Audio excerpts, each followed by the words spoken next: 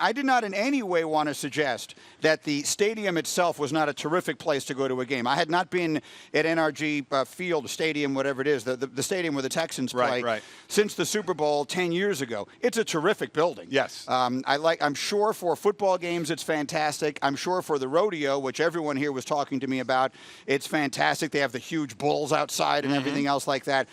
But this was my first time seeing a basketball game inside a stadium. And I will say this, I understand they're never going back because they sold 70-something thousand tickets at whatever it was. It's not getting smaller. But this is just one person's opinion. Playing basketball inside a building like that is an absolute travesty. An absolute travesty. It is it is a testament to the overwhelming greed and actually the total hypocrisy of the NCAA for them to sit there and talk about the student athletes and all the rest of that. And they're putting these kids, they're playing in a building. There was as little atmosphere in that building as any sporting event I've ever been to in my life. I have been to exhibition baseball games at the Grapefruit League that had a better atmosphere than they had Saturday night at that game. The student sections were so far away from where I was sitting that anywhere that people were excited, which they can show you on TV and make it look like it's phenomenal, people sitting around us were just having conversations. They were just talking to each other. The game might just as well have not been going on. Now, the two games were extraordinarily